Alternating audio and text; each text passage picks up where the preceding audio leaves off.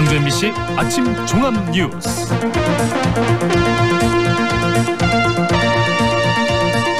(3월 19일) 화요일 아침 종합 뉴스입니다. 선거제도 개편안이 지역구 의원을 줄이고 비례대표를 늘리는 쪽으로 가닥을 잡았습니다. 인구가 적은 광주 전남의 정치력이 약해질 수 있다는 우려가 나오고 있습니다. 지난해 대학 역량평가에서 낙제한 조선대 내부 갈등이 심해지고 있습니다. 보다 못한 학부모들이 나서서 싸움을 중단하라고 요구했습니다. 미래 에너지로 주목받고 있는 수소연료의 상용화를 앞당시킬 실증센터가 전국 처음으로 광주에 문을 열었습니다. 이상 오늘의 주요 뉴스입니다.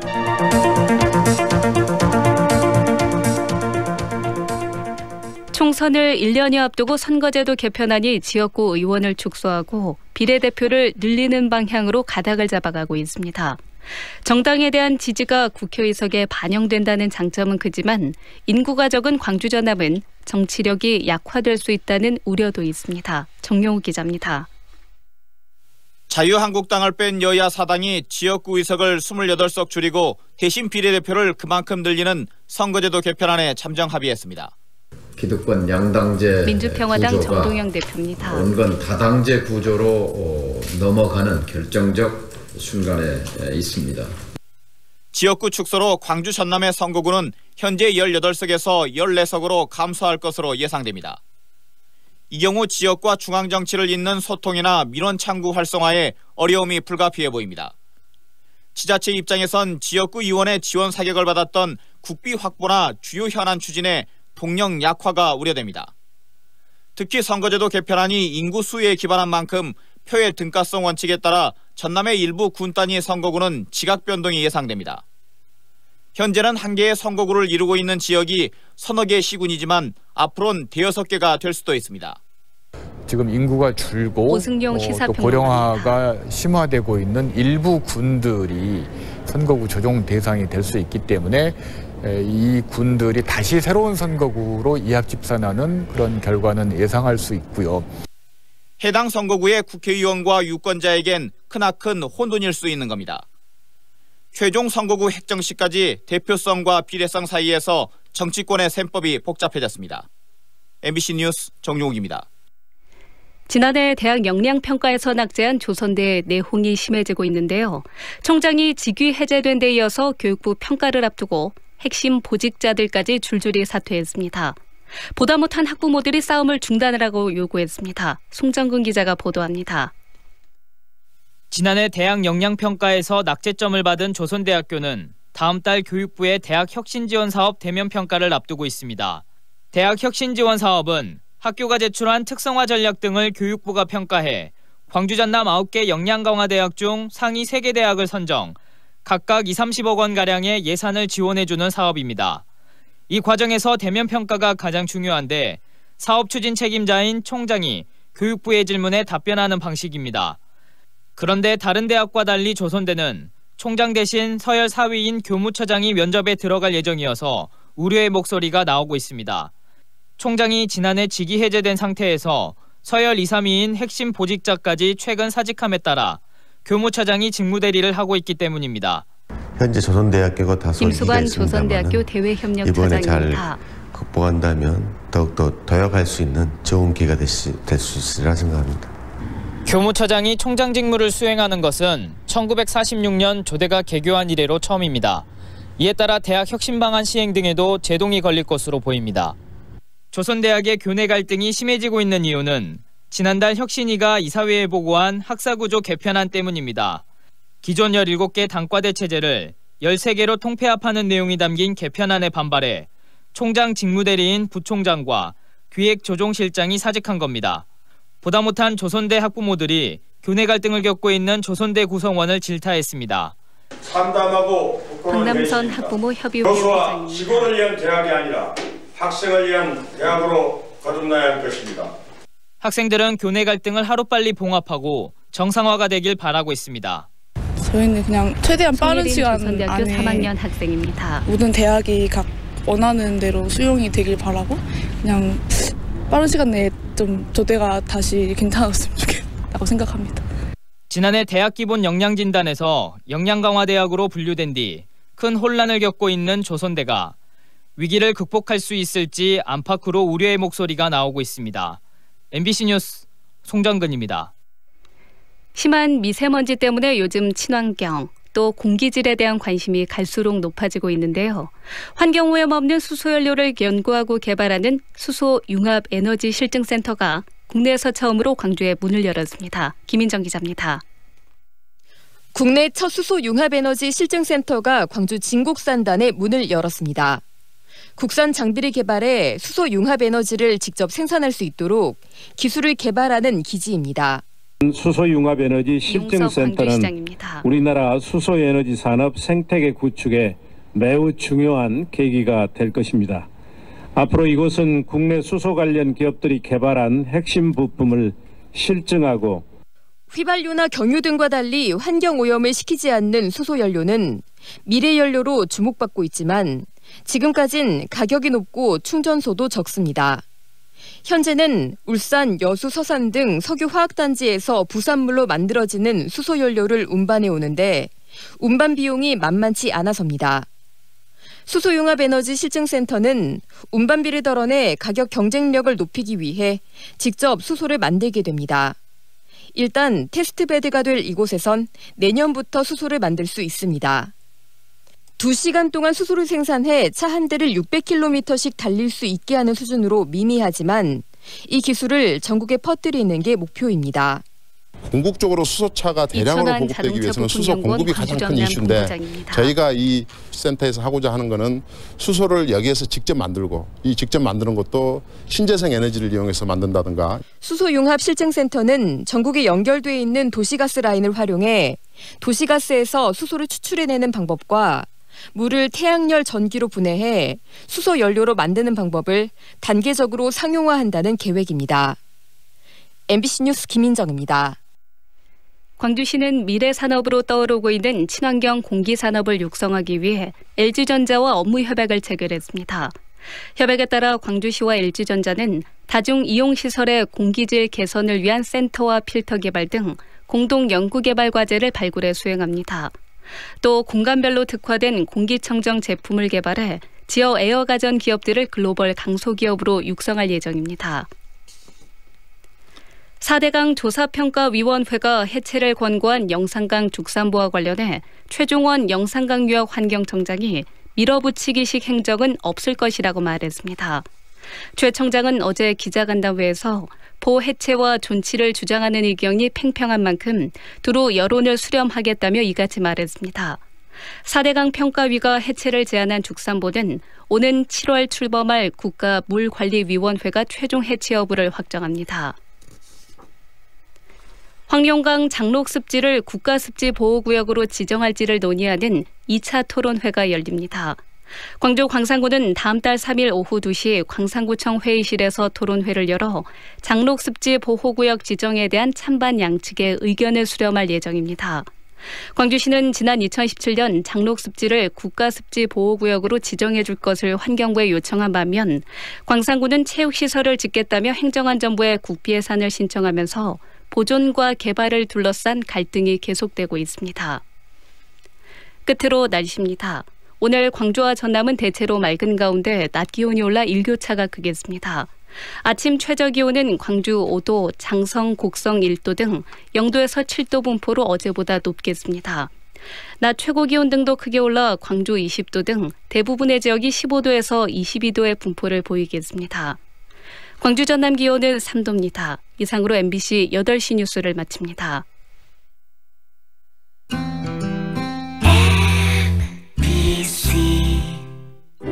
연기자 정동환입니다.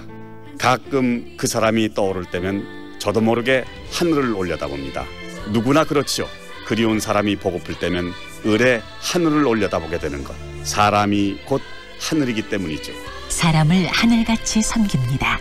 스카이 장례식장. 모두가 꿈꾸던 수완의 완성. 명품 아파트 모아 엘가. 우등산 영산강 특급 조망. 지하철 2호선 예정. 신가 재개발 미래가치까지 누리는 더 큰 수완의 완성. 모아 엘가 더 수완. 4월 오픈 예정. 514-1300 해림건설. 지금 시각은 8시 10분입니다.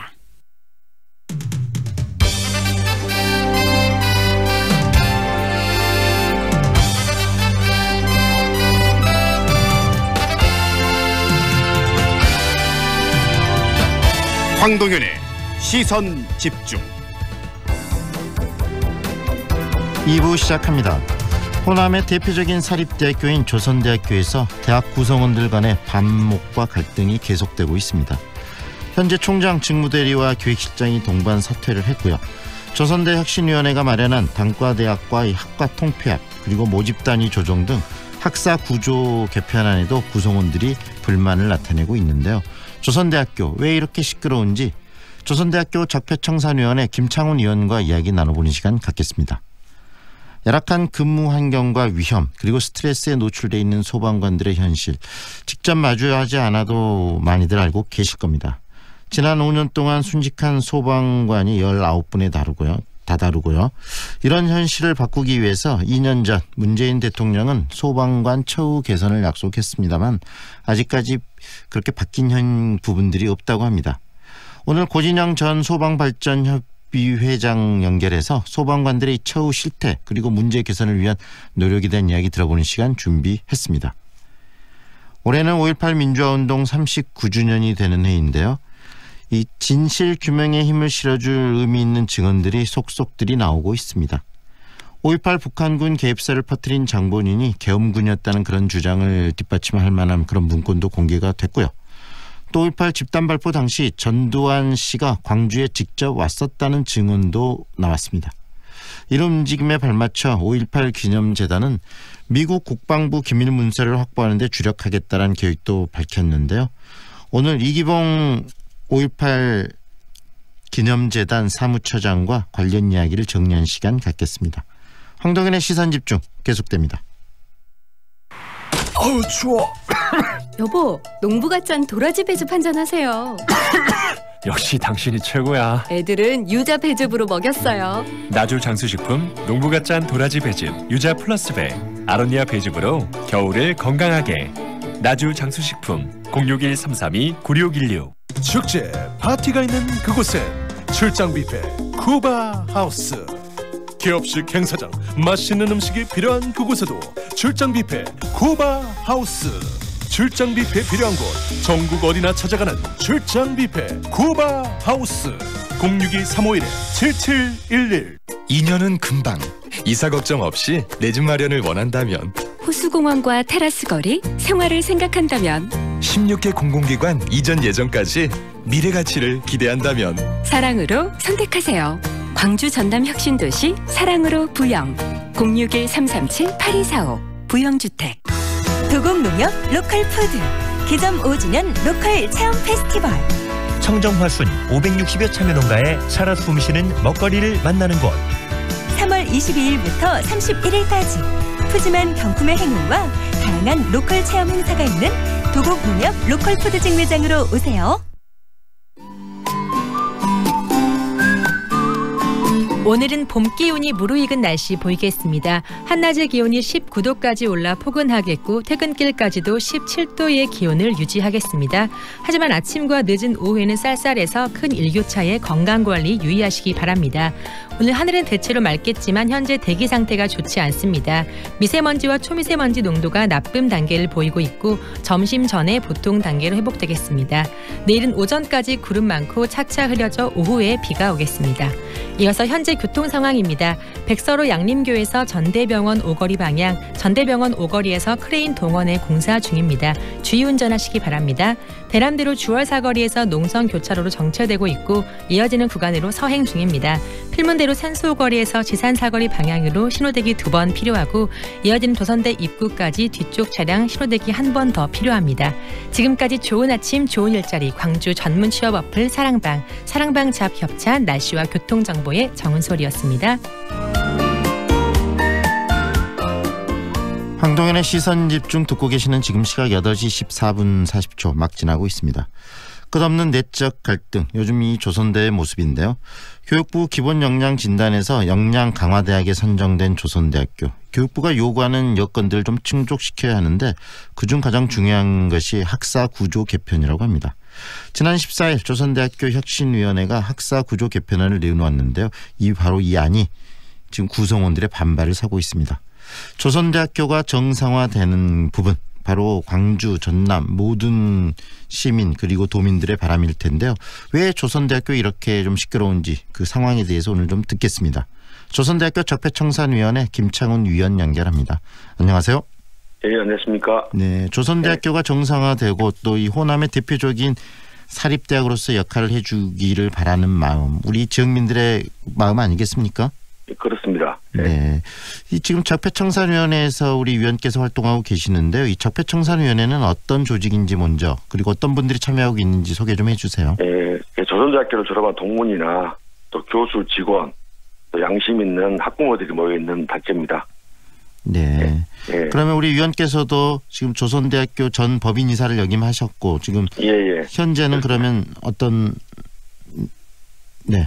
여보세요? 적폐청산위원회에서 동문들과 같이 활동을 하고 있습니다. 네, 동문들과 함께 활동을 하고 계신다고요? 네, 교수 직원도 같이 있고요. 네네. 조선대학교 지금 내부 갈등이 이렇게 계속되고 있는데 가장 큰 이유는 무엇이라고 보세요, 위원님?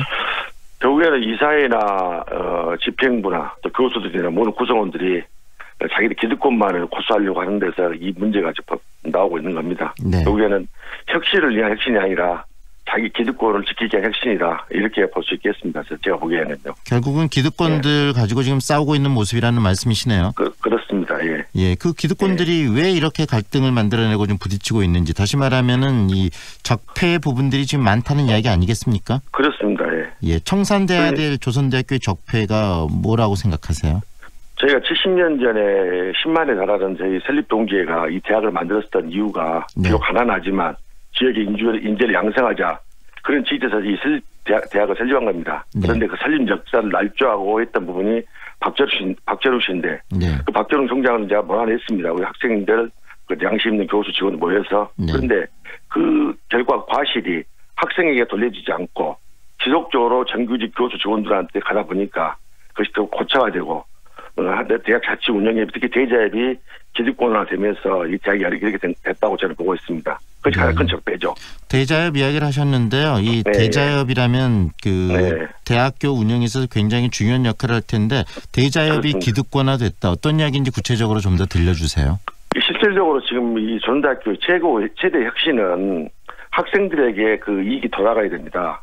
그런데 지금 아시다시피 조선대학교가 지금 지역에 있는 전만에서 전남대하고 같이 양강을 이루면서 호남 지역 인재 양성이 왔습니다. 최근에 와서 전남대 격차는 벌어지고 있다는 건 사실이거든요. 그렇다면 결국엔 학생들한테 많은 장학금과 또 등록금 인하가 되는데 실제로 조선대학교가 지금 등록금을 학생들이 100원을 낸다. 그러면 80원 인건비로 나가고 있습니다. 그러다 보니까 학생들한테 돌려진 복지라든가 장학금 이런 경제 혜택이 낮아지고 있는 것이죠. 그렇다면 이런 지금 전달 혁신은 단순히 학과 통폐화 이런 정도는 당연한 것이고요. 중요한 것은 학생들 근본적으로 학생들 이익이 돌아가는 것은 결국 구성원들이 대자협이 우리 수서 기득권을 좀 낮추자. 우리가 조선대학교 급여가 많아서 낮추자는 것이 아니라 학생들한테 이익이 가야만 복지가 가야만 인재들이 들어올 거 아닙니까? 그 인재들이 들어야만 지역의 인재가 양성될 것이고 학교 이상이 올라갈 것인데 할수록 전남대하고 격차는 줄어들고 이런 부분에 있어서 근본적 혁신에 대한 방향을 저는 잘못 들고 있다. 특히 이사회나 집행부가 그렇게 보고 있습니다. 대자협 이야기를 하셨는데 지금 대자협이 그 어떤 분들로 구성이 돼 있죠? 기본적으로 정규직 교수, 직원 으로 돼 있다고 봐야죠. 정규직 교수 직원들이. 교수분들 또 직원분들로 구성이 돼 있는데. 그것도 정규직으로만 돼 있죠. 정규직으로만. 정규직으로만. 그래서 기존에 소외된 비정규직이라든가 이런 분들은 전혀 배제하고 자기들 간에 울타리만 쌓아가지고 하다 보니까 결국에는 학생들한테 복지가 줄어들고 있고 기득권이 됐다는 것입니다. 결국은 정규직 교수와 정규직 직원 중심으로 대자협이 구성이 됐고 또 대학교 이런 여러 행정이나 행위에 대해서 영향력을 행사하다 보니까 문제가 지금 생기고 기득권들이 공고화되고 있다는 이야기 아니겠습니까? 그래서 피해가 결국 학생들한테 가는 것이죠. 예를 들어 보면은 100원이라는 전체 부분에서 80원 정도, 즉 80%가 지금 그 인건비로 들어가고 있는데 방금 말씀하신 정규직 교수나 직원들, 대자협 구성원들의 어떤 인건비 부분으로 많은 부분이 들어가고 있는데 지금 그것을 지키려는 것과 그것을 깨고 학생들에게 권리를 더 많이 주려는 측과의 갈등 구조라는 말씀이시네요. 그래요. 그렇게 문제를 혁신위가 풀어야 되는데 혁신위가 그 본질적인 문제는 전혀 이 사회가 혁신에 건드리지 못하고 결국에는 뭐 법과대하고 사회대 통합 과 몇 개 동합해가지고 결국에는 이번 혁신안이 그 교수나 혁신이나 다 서로 동의하고 있거든요. 갈등은 없어요. 네. 없는데 결국 이번 혁신안의 주 요점이 뭐냐? 네. 지금 17개 단과대를 13개의 단과대로 줄이겠다. 네. 그럼 4개의 단과대가 준다는 것은 학장이 4명이 없앤다는 것을 내들어서 네. 여기는 학장 보직 수당 한 100만 원 준다 하면 한 400만 원을 아끼려고 이번 안이 저는 근본적으로 이렇게 혁신 안 하기 위한 혁신이 아니다 저는 그렇게 보고 있는 거죠. 결국에는 그 단과대 몇 개 줄여서 단과대학 학장들 그 보직 수당 서너 개 줄어드는 거 외에는 다른 혁신이 내용이었습니다. 내용이. 네. 본질적인 교과가 요구하는 것은 제가 알기로는 그것이 아니거든요. 네. 대학의 특성에 맞춰서 전문대학교가 어떻게 가야 되느냐 그런 것도 중요하지만 중요한 것은 우리 내부적으로 전문대학교 이상 설립 정책을 찬당하면 전문대학이 근본적으로 밑바닥부터 완전히 바뀌는 혁신이 돼야만 결국에는 이번 기회에 전학이 복귀가 되는 것이지 미봉식에서는 불가하는 이 상태가 지금 가다 보면 저는 그렇게 판단하고 있습니다. 결국 형식적으로 그 대학 몇 개 줄이고 학과 몇 개 통폐합하는 그런 형식적인 틀이 아니고 이번 기회의 구조적인 부분 방금 지적하신 것처럼 이 지금 기득권들이 갖고 있는 그런 적폐 요소들을 청산해야 되는데 그것을 제대로 못하고 있기 때문에 반발이 나타나고 있다. 이 말씀이시네요. 그렇습니다. 네. 기득권 세력간의 기득권 싸움을 하고 있는 것이죠. 지금. 네. 그렇다면 이번에 이 혁신위가 만든 학사 구조 개편안 방금 지적을 하셨는데 17개 단과대를 13개 정도로 줄이는 것밖에 없다는 말씀하셨는데 좀 더 곁들여서 어떤 내용을 더 담고 있는지도 소개를 좀 해 주시죠. 그 내용이 그 자체가 전부입니다. 이게 과가 그 자체가 이렇게 지금 교과부에다가 혁신이 제시했을 때 교과부에서는 이런 혁신안이 서로 잡음이 없어야 한다 보고 있거든요. 평가 항목 중에 교과부에 학교 올 거 아닙니까? 평가를 하러 오는데 교수가 데모하지 학생들 데모하지 그러면 이번 평가도 또 떨어지죠. 그래서 저는 이 사회가 혁신이가 교수들한테 설득하고 그 문제를 포용 있게 나가야 되는데 자꾸 이 사회나 혁신이가 그것을 하지 못하고 내부에가 자질 없는 좀 미달자들 혁신이 있다 보니까 결국 이 교수 재직 구성원들을 포용하지 못하고 좀 인쇄 언론이나 이런 갈등이 있는 겁니다. 제가 봐서는. 갈등을 조정하지 못하는 혁신위원회 어떤 분들로 그런 구성이 현재 돼 있는 거죠? 지금 뭐 교수, 직원, 뭐 법인 이사, 뭐 동문 있다는데 제가 봐서는 상당히 그 자체가 문제가 많다고 봅니다. 그래서. 어떤 점에서요? 결국에는 비전문가들 또 그 사태의 본질을 깨뜨려 보지 못하고 단순히 이 교수와 이사의 갈등으로 몰고 가려고 하는 혁신 내부의 자질 부족이 이 문제를 초래하고 저는 있다고 봅니다. 본질을 모르고. 결국은 위원님 혁신위원회 내부 구성원들도 지금 현재 이 기득권들을 유지하는 세력들 그 사람들이 그대로 들어가 있기 때문에 갈등 구조만 만들어져 있다라고 보시는 거네요. 네, 저는 그렇게 보고 있습니다. 네. 이번에 그래서 이 적폐청산위에서 굉장히 좀 강한 그런 성명서도 내고 그러셨던데 성명서에 담고 있는 주요 내용들은 어떤 건지도 짧게 한 말씀 해 주시죠. 저는 조선대학교가 앞으로 새롭게 생각하는 길은 결국에는 설립정신 초기 정신으로 가자.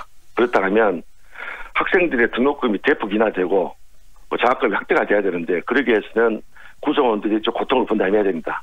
그러고 나서 지금 문재인 정부가 주장하는 사립대 공영화라는 중요한 정책이 있습니다. 국가에서 사립대를 공적 구조를 만들겠다. 그러면 그렇다고 하면 국민의 세금이 줘야 되는 것인데 그렇다고 하면 조선대 구성원들이 우리가 스스로 그 급여를 양받은 거에서 고통을 분담하겠다. 그러니까 국가가 대학을 좀 근본적으로 국립화시켜주라. 그런 구조가 가야 되고 또 지금 이제 문재인 정부가 하려고 하고 있어요.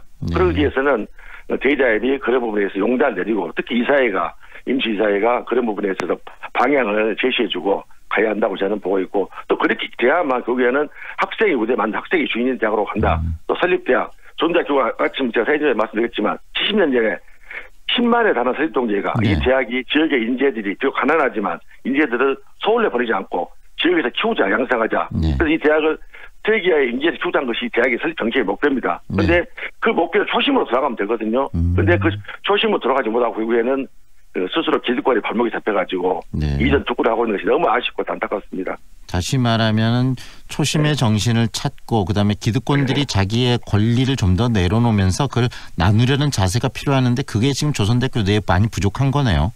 그렇습니다. 네. 앞으로 조선대학교에 대한 방향성도 좀 정리를 해 주셨는데 지금 현재형은 갈등이 굉장히 좀 치열하게 부딪히고 있는 상황인데 이 갈등을 조절할 수 있는 좀 해법이 없을까요, 위원님? 이런 상태에서는 저는 지금 저는 언론이라든가 또 조대 동문 또 학부모 이런 분들이 그냥 내부 구성원들은 저는 봐서는 이해 당사자라고 보고 있습니다. 네. 이 대학이란 것은 교육기관이면 교육기관 종사자들이 어떤 그런 감각을 가지고 그때 스스로가 희생하고 봉사하겠다는 걸 가져야 되는데 지금 전대학교는 이 기득권에 고착하다 보니까 사실 이해 당사자가 돼버렸어요. 네. 그렇다고 하면 이해 당사자가 개혁을 하겠습니까? 그래서 저는 밖에는 언론이라든가 시민단체라든가 밖에 있는 동물 이런 분들이 조선대학교를 좀 냉정하게 보시고 문제를 비판과 감시를 철저히 해야만 되지 않겠는가 저는 그렇게 보고 있습니다. 결국은 계속 이야기를 하셨지만 70년 전에 이 밀립대학으로서 10만 지역민들의 염원을 담아서 만든 대학이기 때문에 이 문제도 내부 구성원들의 문제이기 전에 우리 전체 이 사회의 문제 아니겠습니까? 호남의 지역의 문제. 문제입니다. 이 조선대학교 주인은 이 지역민 10만이 지역민의 사람이 만든 대학이거든요. 네네. 조선대학교의 그 1000명의 교수, 이사 8명 이런 사람들 주인이 아닙니다. 네. 여기는 지역에 있는 우리 부모들, 우리 강규 시청자분들 계시겠지만 각 주위에 조선대학교의 그 자녀 친척 안 다니시면 다 다니거든요, 학생들이. 네네. 그렇다면 우리가 조선대학교를 주인된 목으로 바라봐야 않겠느냐 저는 그렇게 보고 있습니다. 네. 그런 측면에서 네. 조선대학교 적폐청산위원회가 활동을 하고 있고 그 부분이 관찰될 때까지 일을 하려고 하고 있습니다. 네, 오늘 말씀은 여기까지 듣고요. 조선대학교가 제대로 자리매김한 것 자체가 바로 호남이 사는 길이라는 생각도 듭니다. 오늘 말씀 여기까지 들을게요. 예, 고맙습니다. 고맙습니다. 예. 지금까지 조선대학교 적폐청산위원회 김창훈 위원과 함께했습니다.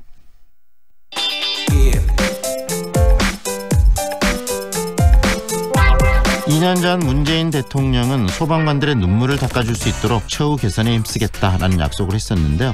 이후에 이 소방관 전용보험을 좀 만들자라는 그런 이야기도 나오고 그랬습니다. 하지만 금융당국과의 업계 간 이견으로 2년이 흐른 지금까지도 별다른 소식이 없다고 합니다. 소방 공무원은 위험한 현장에 이렇게 노출돼 있는데요. 그렇기 때문에 더 일반 공무원들과는 다른 그런 특화된 단체 보험이 좀 필요하다라는 이야기도 나오고 있습니다. 소방관들의 이 처우 지금 굉장히 열악한데요. 과연 어떤 식으로 개선시키는 게 가장 적절할지 이야기 듣도록 하겠습니다. 고진영 전 소방발전협의회장 연결합니다. 안녕하세요. 안녕하세요. 네, 소방관 분들 정말 우리 사회에서 꼭 필요한 분들이고 항상 위험에 노출되어 계신 분들 아니겠습니까? 예, 그렇다고 볼 수가 있겠죠. 네, 근무 중에 다양한 또 재해를 입기도 하고 그러시는데 어떤 위험에 노출돼 있고 또 어떤 재해를 주로 입게 되는지도 이야기 좀 해주시죠. 예, 주로 공사상 순직이 많고 공상 부분들이 많은데 소방청 자료에 따르면 2017년까지 최근 5년간 공상이 2228건이 발생했고 순직은 19명이 발생을 했습니다. 네. 이것을 한 해 평균으로 따지면 공상은 한 해에 약 450여 건이 발생했고 순직은 한 4명 정도로 발생했다고 볼 수가 있겠습니다. 네. 주로 이제 그 사고들이 어떤 부분이 많으면 화재나 구조 활동 중 순직 사고가 공상이 가장 두드러지게 많고요. 네.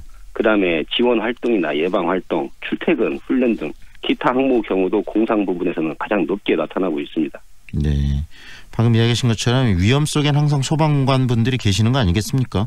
예, 그렇죠. 네, 그만큼 위험한 일을 하고 계시는데 문재인 대통령도 소방관 분들의 이 처우 개선에 힘쓰겠다는 이야기를 대통령 당선 이후 바로 이야기를 꺼내놓고 관심도 표명했는데 별로 변화가 없나 보죠. 예. 지금 추진되는 일도 있고 아니면은 계획 정책을 수립은 했지만 여러 가지 여건 때문에 지진하게 미진되고 있는 부분도 많다고 볼 수가 있겠습니다. 네. 예. 그래서 이번 그 단체 그래서 이런 공사상 문제 때문에 2007년도에 문재인 정부에서 소방 공무원 전용 단체 보험을 만들어 주겠다는 공약이 있었고 2017년도 네네. 예. 하지만 이제 현재 그 법안도 마련돼 있지만 네. 지금 현재 국회가 정상적으로 운영되지 못하고 있다 보니 그리고 정계나 업계의 이견 차이로 지금 현재까지도 추진 못되고 그냥 수면 밑으로 잠잠하게 있는 상태라고 볼 수가 있겠습니다. 일단 소방 공무원분들은 위험에 많이 노출되어 있기 때문에 업계에서는 별로 탐탁하게 여길 것 같지는 않아요. 이런 전용보험들이 만들어집니다. 그렇기 때문에 정부가 정책적으로 이런 부분에 관심을 갖고 좀 밀어붙여야 될 것 같은데 그런 부분이 좀 약하다는 말씀이신가요? 예, 그렇다고 볼 수가 있겠습니다. 네. 그것을 또 정부가 다 책임지는 것도 그렇다고 그래서 그냥 일반 사업체에 또 그것을 전가하는 형태로도 보일 수가 있거든요. 네. 그래서 정부의 지원과 사이 업체들 간의 금융당국 간의 그런 협조가 필요한 부분이라고 생각을 합니다. 현재 소방공무원분들의 이 보험 체계는 어떻게 돼 있습니까? 소방공무원의 보험 체계라고 딱히 말씀드리기가 좀 어려운 점이 있습니다. 네. 특별하게 있는 부분도 현재까지 있는 부분도 없고 네. 그래서 시도에서 지원하는 단체 보험 같은 경우가 있는데 네. 그런 것 같은 경우에는 소방공무원만 위한 것이 아니라 공무원 전체를 위해 만들어진 것이거든요. 네. 그래서 소방공무원이 가지고 있는 특수성이나 그런 부분이 반영됐다고 볼 수가 없다고 생각이 됩니다. 그리고 일반적으로 이제 순직이나 공상적으로 공식적으로 어떤 사고를 당했을 때 뭐 국가에서 이제 관련 법령들에 의해서 지원되고 있지만 그런 것들로는 굉장히 그런 것들은 심사에 일단 조건이 돼야 되고 거기에 만족스러운 어떤 결과야 심의를 통과해야 되기 때문에 사실상 그 심의 과정이 굉장히 보수적이거나 협소해서 네. 거기에서 벗어나서 이익을 보지 못하고 보상을 받지 못하는 소방공무원들이 많거든요. 네. 그래서 개인적으로 어쨌든 간에 국가적으로 정책이 만들어졌다 하더라도 개인적인 어떤 대비책을 위해서 보험이 꼭 필요한 부분이 있죠. 다시 말하면 일반 공무원들과 함께 들어있는 보험을 가지고는 소방 공무원들의 이런 위험성들을 충분히 보장받지 못한다는 얘기 아니겠습니까? 그렇죠. 네, 구체적으로 예를 들면 어떤 부분들에서 많이 이렇게 제외되고 그 문제들이 있는 건가요? 보장 부분에 있어서?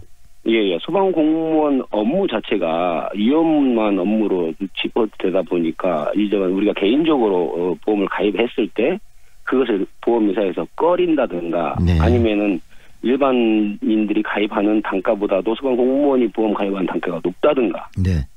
그리고 저 같은 경우에는 실제적으로 화재 현장에 근무하는 대원인데 나중에 가입된 사항을 알고 보니 행정 업무를 하는 공무원으로 이렇게 변경이 돼서 가입이 됐더라고요. 네. 그래서 그것을 제가 취소를 했는데 그런 어려움들이 있죠.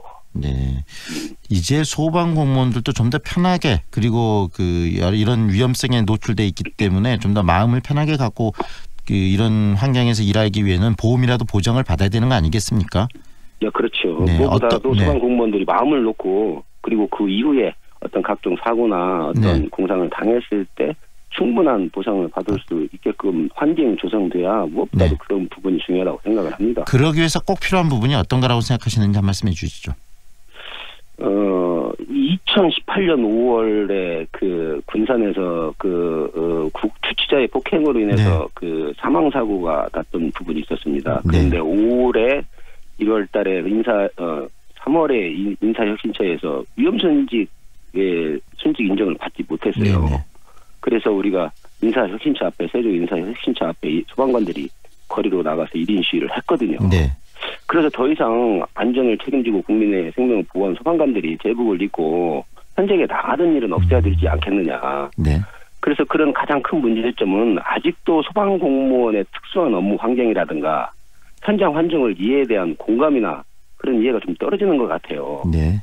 그래서 현장 업무에 대해서 좀 약간 홀대하는 부분도 있고. 네. 그래서 정부나 그런 정부의 시선에서 좀 폭넓게 그리고 공감대 소방관 현장 공무원들의 어떤 활동 사항을 공감해줘서 그에 대한 적절한 보상이나 그런 부분에서 이루어졌으면 좋겠다라고 생각을 합니다. 네, 그 첫 번째로서 이 소방관들, 소방 일을 하시는 분들의 전용 보험이 좀 빨리 지금 그렇죠. 만들어졌으면 하는 생각이 좀 드네요. 예. 네, 오늘 말씀 여기까지 듣겠습니다. 고맙습니다. 예, 감사합니다. 지금까지 고진영 전 소방발전협의회 의장과 회장과 함께했습니다.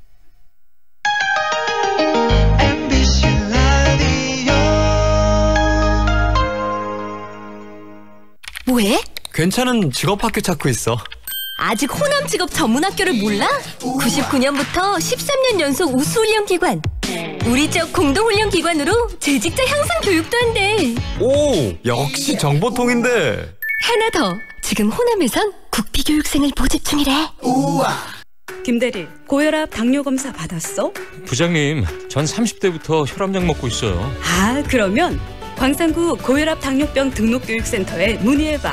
등록하면 교육, 상담, 검사도 해주고 선물도 준다네. 문의 광주 952-8882 만 30대 이상 광산 구민의 하나입니다.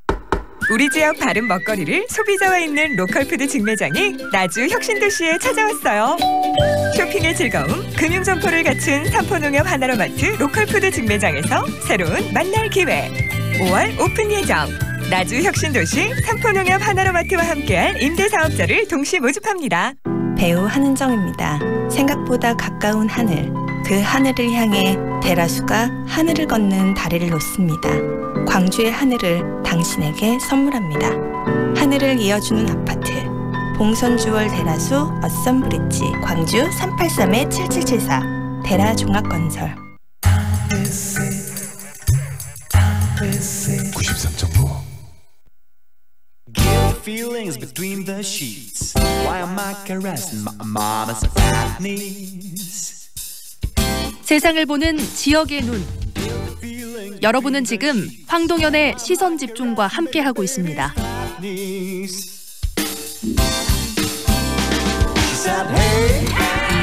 80년 5월 바로 그날의 진실에 다가갈 의미 있는 제보와 증언이 많이들 나오고 있습니다. 5.18 기념재단은 이런 움직임에 맞춰서 미국 국방부 기밀 문서를 확보하는 데 주력하겠다라는 계획을 밝혔는데요. 관련 이야기 들어보겠습니다. 5.18 기념재단 이기봉 사무처장 연결합니다. 안녕하세요, 처장님. 네, 안녕하세요. 네, 최근에 문건 하나가 또 밝혀졌는데 5.18 북한군 개입설을 퍼뜨린 장본인이 계엄군이었다라는 주장을 또 뒷받침하는 문건이 공개가 됐었죠? 어떤 내용입니까? 최근에 그 기무사가 보관하고 있다가 지난해 국방부 특별조사위원회에 넘긴 문건인데요. 네. 대학 총장들 대상으로 한 북계 및 국내 정세 시나리오라는 그런 제목의 문건입니다. 네. 당시 김울권 계엄청장이 전국 대학교 총장들을 불러놓고 한 내용인데요. 5.18을 북한군과 연관지으려는 당시 계엄군의 왜곡과 선동이 그대로 담겨 있습니다. 네. 지금 이 지만훈 씨나 많은 사람들이 반복적으로 뱉어내는 그런 이야기가 바로 80년 그 당시 계엄군들이 만들어냈던 이야기 아니겠습니까? 예, 그렇죠. 그러니까 당시 이게 작성 시기가 정확히 날짜는 기록이 되어 있지 않은데 5.18 바로 직후로 지금 저희들은 보고 있습니다. 그 여러 가지를 추정을 해보면요. 전두환 신군부가 5.18에 이제 북한군 개입설을 아주 치밀하고도 조직적으로 퍼뜨렸다는 것을 알 수 있는 문건이고요. 네. 그런 점에서 보면 5.18 북한군 개입설의 진원지가 바로 전두환 신군부와 계엄군이라고 할 수 있는 그런 증거라고 당시 신군부가 왜 이렇게 왜곡된 내용을 가지고 5.18을 이렇게 왜곡시키려 했을까요? 아마 이 전두환 일당이 자신들의 쿠데타를 정당화하고요. 네. 또 이에 저항하는 광주 시민들을 북한의 주장에 동조한 것처럼 나아가서는 북한이 남한을 적화시키기 위해서 5.18을 일으킨 것처럼 선전하기 위해서 이렇게 조직적이고 아주 계획적으로 이런 설을 이제 퍼뜨린 것으로 저희들은 보고 있습니다. 그때 만들어진 유언비어가 지금까지도 이런 많은 왜곡하고 또 폄훼하는 사람들에게 이용되고 있다는 말씀이시네요. 예. 네. 그리고 최근에는 이 주한미군 관계자로부터 또 중요한 증언도 나왔다고 들었는데 그 이야기도 소개 좀 해주세요. 예. 그 1980년 당시에 광주에서 특수활동에 참여했던 그 전 주한미군 정보요원인데요. 네. 39년 만에 한 최초의 증언입니다. 당시 1980년 5월 21일에 집단 발포가 이루어졌는데 당시 보안사령관인 전두환 헬기를 타고 와서 광주 제1전투비행단에 직접 왔고 미리 대기하고 있던 정호영, 이재우 이런 사람들과 회의를 하고 거기에서 사흘 명령이 하달됐다는 그런 내용입니다. 결국은 집단 발포 현장에 전두환 씨가 있었다는 이야기네요. 예. 그리고 이제까지 전두환은 이런 내용을 계속 부인해 왔지 않습니까? 5.18 때 자기는 광주에 내려온 사실도 없고 또 지휘계통에도 있지 않았기 때문에 자기는 관련이 없다. 오히려 자기는 피해자다 이렇게 했는데요. 하지만 이번에 그 김용장 씨의 증언은 지금 개인의 어떤 생각이나 이런 게 아니고 미국 정부에 보고 있던 그런 문건을 토대로 한 거기 때문에 당시 전두환 행적과 역할 그리고 발포 책임자를 밝힐 수 있는 중요한 증언이라고 보고 있습니다. 다시 말하면 공식 문건이었다는 이야기 아니겠습니까? 네, 그렇습니다. 방금 이야기하셨는데 김용장 씨라고 이야기하셨는데 이분은 그 당시에 어떤 활동을 했던 분이신가요? 당시 주한미군 501 여단 방첩 정보요원으로 활동을 했다고 합니다. 네. 그 이후에 지금 현재는 남태평양 피지에 거주를 하고 있고요. 네. 5.18 이후에 한 번도 언론과 인터뷰를 한 적은 없고 이번이 처음이라고 그러고요. 네. 그리고 이분이 한 역할은 미국에 영향을 미치는 모든 정보를 입수해서 보고하는 역할을 했고요. 네. 특히 광주 항쟁 기간에 일어났던 모든 보고를 입수해서 보고했다고 합니다. 네. 그리고 또 계엄군 헬기 사격을 목격했다는 그런 관련한 이야기들도 좀 있다면서요. 예. 지난 3월 11일에 전두환 씨 재판이 있었지 않습니까? 네. 이것을 보고 시민들이 직접 증언에 나선 건데요. 광주에 살고 계신 그 정선덕 씨 이분은 1980년 5월 21일에 당시 남편이 계엄군의 총상을 당했다 그럽니다. 그래서 남편을 찾기 위해서 헤매다가 헬기에서 사격하는 것을 직접 목격했다고 그러고요. 네. 그리고 구체적으로 헬기가 어떻게 생겼다는 것까지 증언했습니다. 네. 또 하나는 한 명은 이제 5.18 당 시민군으로 활동했던 김영희 씨인데요. 이분도 5월 21일 오후 1시경에 금남로에 있는 무등매진 10층에서 총상으로 사망한 사람을 시선을 수습했다면서 헬기 사격이 분명하다 이렇게 증언을 하고 있습니다. 네. 그런 증언들이 지금 계속 쏟아져 나오고 있고 그러는데 이런 증언들이 계속 모이고 있는 이 요즘의 그 모습들을 보면서 처장님은 이런 상황들을 어떻게 이해하고 계세요? 예, 그 지금 39년이 지났지만 그 진실은 그대로 덮어지거나 사라지지 않는다고 저는 이번 사태를 보면서 상황을 보면서 그래 느끼고 있습니다. 아무리 감추려고 해도 어딘가에 어떤 기록이 남아 있고 더 중요한 것은 그것을 지켜본 사람이 있다는 것입니다. 네. 저희들은 앞으로 이 참여했던 군인들의 제보도 계속 이어질 것으로 저희들은 기대를 하고 있습니다. 네. 그리고 재단에서 이 앞으로 미국 국방부 기밀 문서를 확보하는 데 좀 주력할 방침이다 이런 말씀도 하신 걸로 알고 있는데요. 구체적으로 어떤 계획을 갖고 계신지도 이야기해 주시죠. 네, 지금 김용장 씨의 증언을 확보하는 데는 미국의 문서가 반드시 지금 확인하는 필요한데요. 네네. 그동안 주한 미 대사가 재단을 방문해서 5.18 문서를 제공한 바가 있습니다. 네, 이제 그 제공한 문서들은 대부분 공개되었던 문서가 대부분이었어요. 네. 군사 작전이나 기밀 보고 문건과 관련해서는 국방부의 문서가 매우 중요한데요. 재단에서는 그 미국의 국방부 문서 공개에 협조해달라고 요청할 계획입니다. 네. 특히 우리 정부 역할이 더 중요할 거라고 봐요. 네. 우리 정부에서도 5.18 진상규명을 위해서 미국 정부에 이런 문서를 공식적으로 요청을 해야 된다고 봅니다. 네. 그리고 이런 증언들이 계속 나오고 있고 또 문서들도 나오고 그러면은 이런 부분들을 바탕으로 해서 제대로 된 진상 규명이 이제 이루어져야 되는 거 아니겠습니까? 예, 저희들이 그래서 지금 특별법에 따라서 진상규명조사위원회를 출범을 하게 해야 되지 않습니까? 그런데 아직은 이게 출범이 되고 있지 않습니다. 특히 그 미국 기밀문서라든가 또 이런 걸 확보하기 위해서는 국가 차원의 노력이 필요하지 않습니까? 과거에 아르헨티나 군사 정권에서도 이런 그 테러나 고문등이 저질러졌어요. 그리고 이거에 대해서 미국 오바마 정부에서 관련 정보를 또 자료를 아르헨티나 정부에 제공한 사실이 있습니다. 네. 우리 정부도 미국이 이런 요구를 해야 되고요. 미국도 여기에 협조해야 된다 보고 있습니다. 가장 중요한 게 이 5.18 진상규명조사위원회가 하루빨리 좀 출범해야 하는 거겠네요. 이런 진상들이 제대로 밝혀지기 위해서는. 예, 지금 진상조사위원회가 출범을 해야 되는 법적인 시한이 6개월이나 지났는데도 아직도 출범을 하고 있지 못합니다. 네. 지금 자유한국당에서 부적격자로 반려된 2명의 의원을 재추천해야 되는데 그걸 하고 있지 않는 거죠. 예, 전혀 협조할 생각이 없는 것으로 보입니다. 네. 그래서 저희들은 적절한 사람이 없으면 그 추천권을 다른 당에 임하거나 그렇게 하기 어렵다면 재단 등 5월 단체에다 추천을 의뢰하면 저희들은 전문성 있고 객관적인 인사를 추천할 수가 있습니다. 네, 그런 부분들 끊임없이 요구를 지금 하실 계획인 거죠, 자유한국당에? 네, 지금 자유한국당에는 몇 차례 그 방문도 하고 항의도 하고 그리고 5.18 망언에 대한 내용도 아주 심각했지 않습니까? 네. 저희들이 수차례 그 요구를 하고 있는데 아직은 어떤 다른 진척이 없어서 저희들도 지금 기다리고 있는 중이고요. 네. 하지만 각종 그런 증언들이 민간에 의한 증언들이 좀 많이 나오고 있어서 이런 것들을 지체해서는 더 이상 안 된다. 그리고 이런 국민들의 여론들의 비등한 여론을 자유한국당이 피해갈 수 없을 거라 보고 있습니다. 가장 중요한 것은 바로 국민들의 여론 아니겠습니까? 자유한국당이 아무리 이것을 감추고 피하려 하더라도 국민들이 요구하고 진실을 밝히라는 목소리가 커지면 커질수록 자유한국당이 이렇게 피하고 이것을 은폐할 수 있는 여지는 없어지는 거 아니겠습니까? 줄어드는 것? 예, 그렇죠.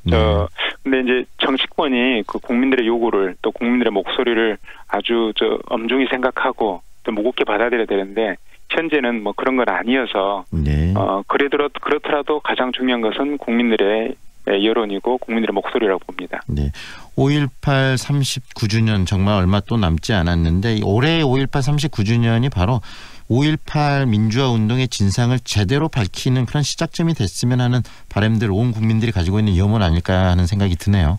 예, 그 5.18 39주년이 거의 2달 정도밖에 안 남았지 않습니까? 네. 그래서 이런 진상조사위원회가 좀 규명위원회 출범을 하고요. 그리고 최근에 중요하게 이어지고 있는 증언 이런 부분도 진상조사위원회에서 적극적으로 나서서 수집하고 해야 되는 게 좀 지방조사위원회의 목표이고 또 출발해야 되고 그런 역할인데 아직은 그렇게 하고 있지는 못합니다. 그래서 이번에 이런 출발점을 계기로 해서 5.18 40주년 때는 네. 정말 우리가 더 5.18 진상을 더 명확히 알 수 있도록 네. 하는 그런 중요한 성과들이 좀 이어지기를 저희들은 바라고 있습니다. 네, 오늘 말씀 여기까지 듣겠습니다. 고맙습니다. 감사합니다. 지금까지 5.18 기념재단 이기봉 사무처장과 함께했습니다.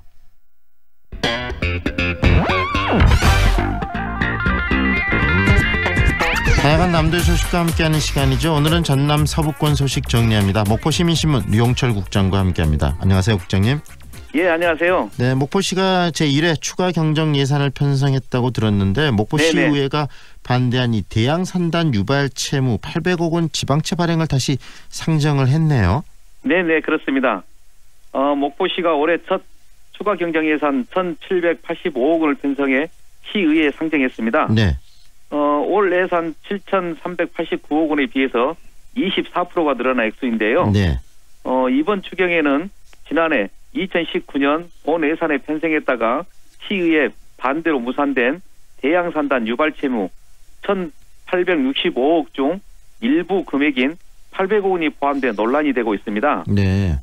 시는 오는 4월 2일까지 대양산단 유발 채무에 대한 상환 여부를 마무리해야 됩니다. 네.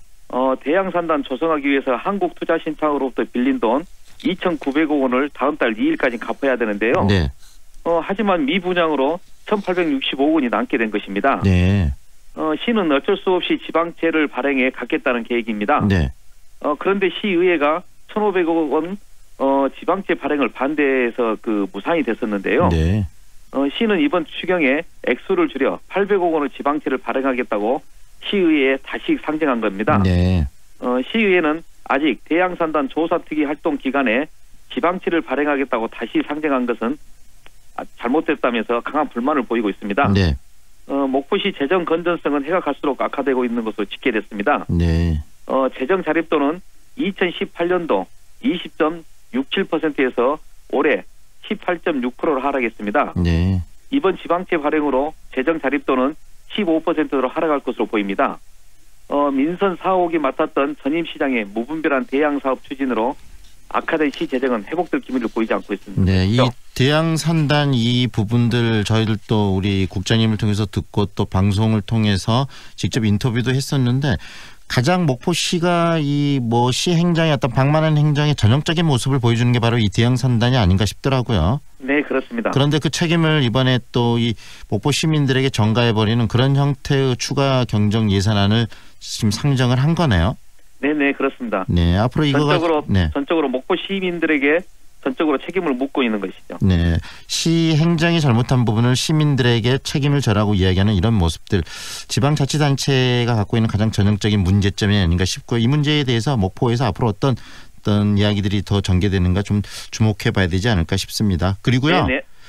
이번 추경에 또 시의회도 이 의장, 부의장 등 의장당 업무 추진비를 또 증액해 시민들의 비난을 사고 있다는데 이 소식은 어떤 이야기입니까? 네, 그렇습니다. 목포시 집행부가 무분별한 사업 추진으로 재정 악화를 초래하고 있는데요. 여기에 시의회도 자신들의 목을 챙기기에 열을 올리고 있다는 지적을 받고 있습니다.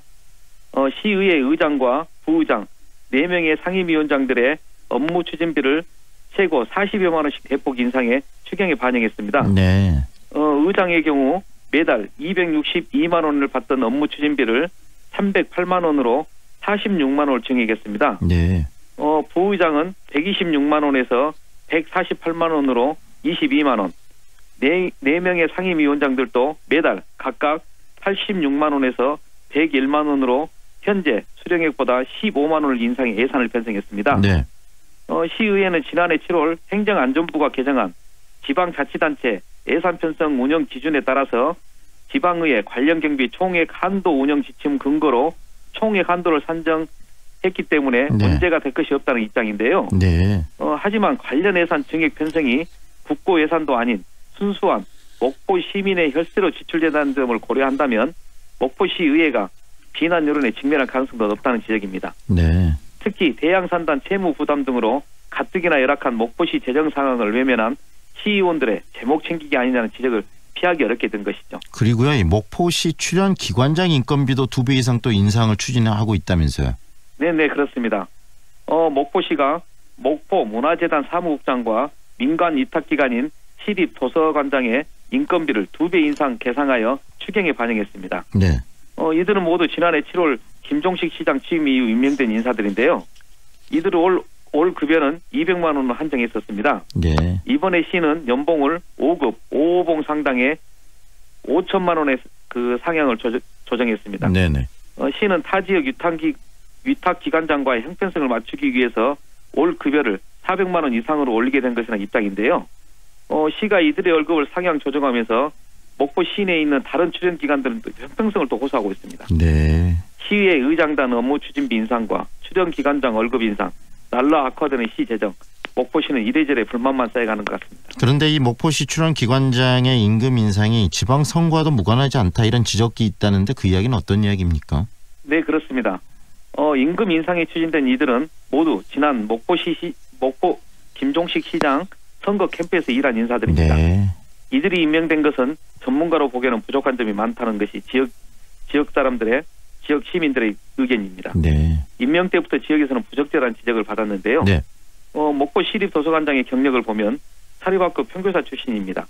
교사직을 그만두에는 사립학원을 운영하면서 강사를 했던 것이죠. 네. 몇 차례 지방선거에 출마했다 낙선했습니다.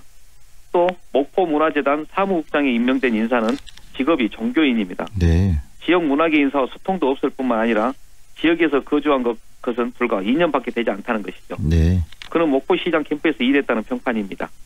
또 하나노인복지관장은요.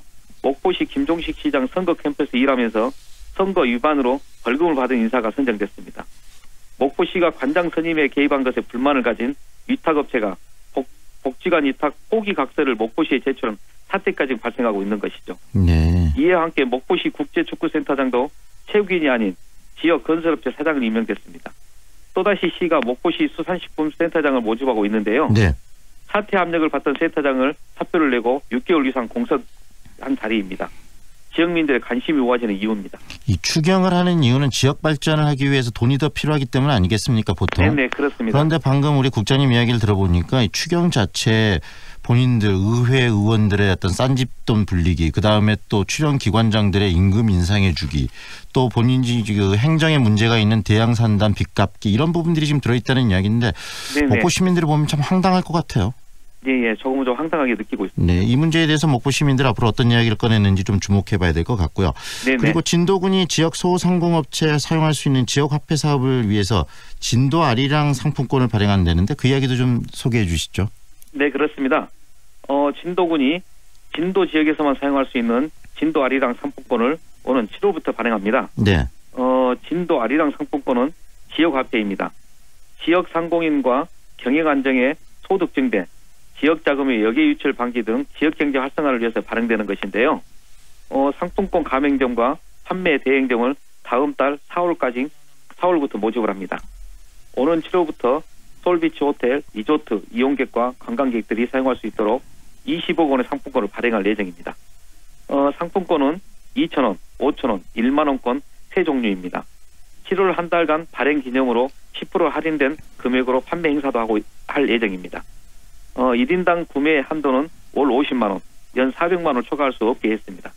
군은 지역 내 소비를 유도하고 관광지 입장료 일부를 상품권으로 대체해 지역자금 역외 유출 방지, 지역경제 활성화에 기여할 것으로 기대를 하고 있습니다. 네, 여기저기에서 지금 뭐 지역화폐 사업들을 많이 하고 그러는데 지금 진도에서도 지역경제 활성화 차원에서 지역화폐 지금 진도 아리랑 상품권을 발행한다 그 이야기네요. 네, 그렇습니다. 네, 앞으로 특히 방금 국장님께서 이야기하는 이 대양산단 문제는 어떤 식으로 좀 매듭지어질지 뭐 관심들이 굉장히 좀 많이 갑니다. 오늘 말씀은 여기까지 들을게요. 고맙습니다.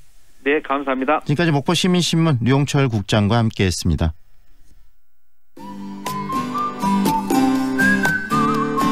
오늘은 모든 것을 갖춘 날씨지만 출근길 미세먼지가 아쉽습니다. 현재 아침 기온이 영상에 머물러 있고 한낮의 기온은 19도까지 올라 포근하겠습니다. 오늘 종일 맑은 하늘 보실 수 있겠고 적정 습도를 유지하겠는데요. 하지만 대기 상태가 좋지 않습니다. 세계보건기구 기준으로 현재 광주의 미세먼지와 초미세먼지 농도가 나쁨 단계에 머물러 있습니다. 대기 상태는 오후가 돼서야 보통 단계로 회복되겠습니다. 이어서 현재 교통 상황입니다. 민방울대로 우리은행 사거리에서 응암공원 방향, 응암공원 앞 4차로에서 승용차 관련 다중사고 발생했습니다. 주의운전하시기 바랍니다. 대남대로 백운고가도로에서 남광주 고가도로로 정체되고 있고 빛골대로 독립나들목에서 계수사거리로 혼잡해서 지나실 때 신호대기 3번 이상 필요합니다. 오늘도 안전한 출근길 되시길 바랍니다. 지금까지 좋은 아침 좋은 일자리 광주 전문 취업 어플 사랑방 잡 협찬 날씨와 교통정보의 정솔이었습니다. Ready for adventure days? 오직 3월 집 전차종 사륜구동 할인 그랜드 체로키 재구매 고객 최대 1,400만 원 첫 구매 고객 최대 1,200만 원 할인 추가 혜택까지 모험을 위한 기회를 가져라 Adventure Days Jeep 배우 한은정입니다. 생각보다 가까운 하늘, 그 하늘을 향해 대라수가 하늘을 걷는 다리를 놓습니다. 광주의 하늘을 당신에게 선물합니다.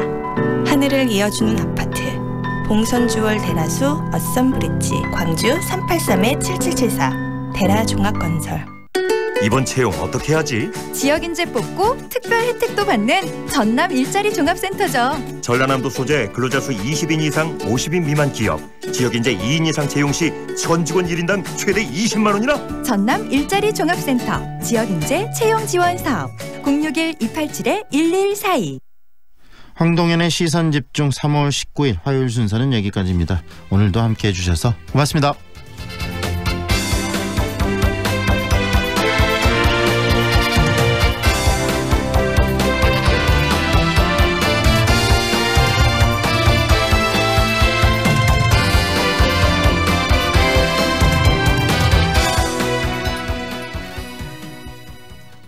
약은 8시 57분입니다. 사람은 자연에서 태어나 자연으로 돌아갑니다. 고귀하고 소중한 분들의 편안한 안식처. 이제 장성 자연숲 추모공원 수목장님에서 만나보세요. 10헥타르의 드넓은 공원형 자연장지. 자연숲 추모공원 수목장님은 장성군 산림조합이 조성, 운영합니다. KTX 송정역과 상무대로의 쾌속생활. 첨단 IoT 시스템으로 품격은 올리고 명품 소형 설계로 부담을 낮춘 프리미엄 아파트의 완성. 송정 한국 아델리움 더시티 062-710-9700 한국건설. 광주 전남 베이비 페어 2019년 3월 21일 목요일부터 24일 일요일까지 광주여대 시립 유니버시아드 체육관에서 펼쳐지는 베이비 페어에서는 매일매일 선착순 200명께 다양한 이벤트와 경품 뽑기로 푸짐한 선물을 선사합니다. 광주 전남 베이비 페어에 여러분을 초대합니다. 지금 몇 시야? 내가 일찍 다니라고 말했잖아. 누구랑 연락했어? 핸드폰 이리 줘봐. 그런 옷 입지 말라고 몇 번 말해. 내가 그 모임 다니지 말라고 했잖아. 데이트 폭력, 강요와 통제에서 시작됩니다. 공익광고협의회. 안녕하세요. 저희는 광주에서 영화를 만들고 있는 허지은이고요. 같이 만들고 있는 이경호입니다. 저희는 신기록이라는 단편 영화를 만들었고요. 각자의 폭력의 굴레에 처해 있는 두 여성이 서로 관심을 갖고 연대하는 이야기입니다. 일단 저희가 신기록을 만들었을 때는 희망과 그것을 만들어내는 용기에 대한 이야기를 하고 싶었어요. 한계가 상상력을 만든다라는 말을 들은 적이 있어요. 그 말을 듣고 나서부터는 더 긍정적으로 생각하게 되었고 신선한 영화를 만들 수 있겠다라는 생각을 하게 되었습니다. 저희가 지역에서 활동하는 다른 분들을 통해서 계속 꾸준히 활동할 수 있는 동력을 얻었듯이 여러분도 누군가에게 용기가 되어주셨으면 좋겠습니다. 광주 MBC가 청년들의 꿈을 응원합니다. 청년의 꿈을 키우는 남도 청출어람. 이 캠페인은 글로벌 공기업 한국농어촌공사와 함께합니다.